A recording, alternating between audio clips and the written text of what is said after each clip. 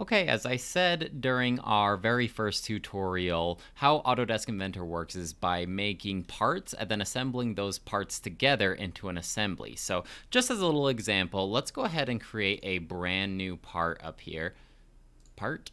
And now that we have our part screen open, let's start a new 2D sketch.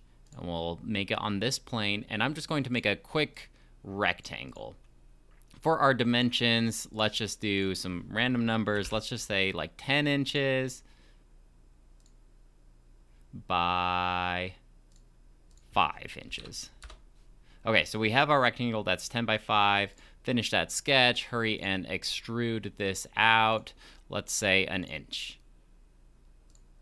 So let's say that I designed my part. It's a wonderful part. I'm so excited about it. To save it, we'll just go up to File and Save As. And it's probably best to make a separate folder for each of your projects. So let's just make a folder really quick that we can save all of our parts and assembly in. We'll just call this one Assembly Tutorial. And for your part name, it will be an IPT file. We'll just call this part Bottom. All right, we created the bottom part, but now I want to create the top part. So again, I'm going to go up here and click on another part to draw. And you can see here that we have two separate tabs. So I can toggle between my bottom and then my part 2. So we'll extrude it, and this time I want my plane to be up this way. It doesn't really matter. You can orient your parts in any way when you get into the assembly mode, but just for convenience sakes, today we will make our part on the XY plane. And I'll just make another rectangle. And for this one, let's try and make it line up with our other part. And one way that will help you when assembling your parts is making sure that the dimensions are all the same. And if you ever want to see how long an edge is, or like the surface area of a face, all you have to do is right click and click on Measure. And now you can see that this edge is 5 inches. Click on that. Or if you click on the face, it will tell you the length of the face is 10 inches up here. There's all the distance right there. It will tell you different multiple selections that you did as well. So the second face that I selected, I'm not sure where I selected that, but yeah, it has all your different measurements there in case you're ever confused about how long something is. So that, yeah, that's our 10 inches. I think because I already had this edge selected, when I selected something else, it assumed I wanted to select the whole face, and that's where the confusion came from. So this is 5 inches wide, and so for our part 2, let's just make that 5 inches wide as well. And just for convenience sake, we'll make this one also 10 inches. So basically the exact same size as our other part, but this time we want the orientation to be on the other face. So we'll finish the sketch and we will extrude that out the same distance, also 1 inch.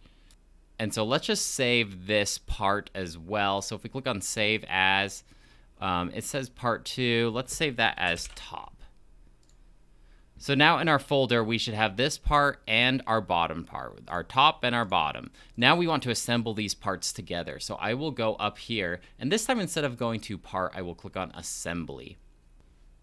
So now that we have opened up a new assembly, we can assemble our bottom part and our top part together. So up here at the top on our toolbar, we're going to click on Place, and in our folder, we're going to find our bottom part and hit Open. Now you are free to place these parts anywhere you want, and it will keep asking you if you want to place multiple parts if you want.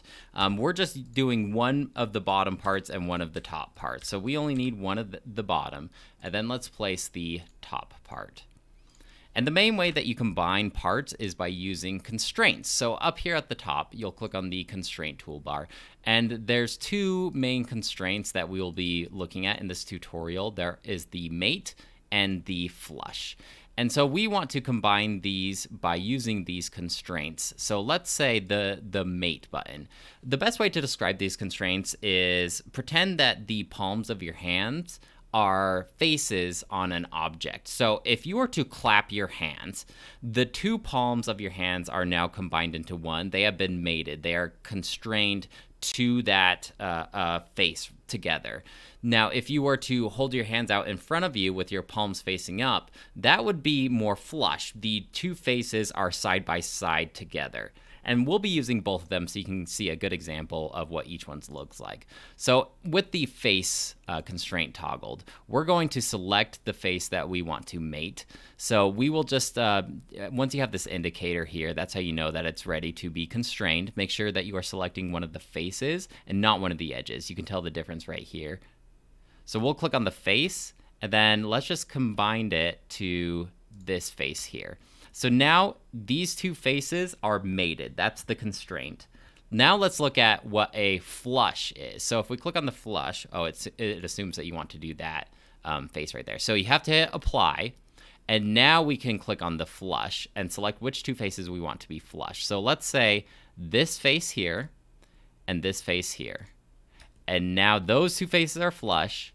These two faces are mated. So you have to hit apply to set it into stone and then exit out of that. So there is one additional solution that you can do if you want to adjust these and the constraints aren't exactly what you are looking for. And I would do the either free move or free rotate. So if you click on the free move here, make sure that your perspective is right on to where you want to move it so you don't accidentally move it on an axis that you don't want to disrupt. But you can click on an object and you can slide it around. And once you slide it around, you can see that it totally disrupted my constraints. And you can always set the constraints later if you want to do that. But this is just kind of one of the quick and dirty ways of moving your object. But notice that the perspective I have it at is on this side. So that way, when I'm moving it around, I'm not moving it around on this angle. So now when I do the free move, I'm moving it around on the x-axis rather than the z-axis. I hope that made sense. Once you have your assembly created, then you are free to export your file from here, just like you did with the individual parts. But this is the way to go if you have a little more of a complex object. It's probably easier to make them separately as parts and then join them together as an assembly.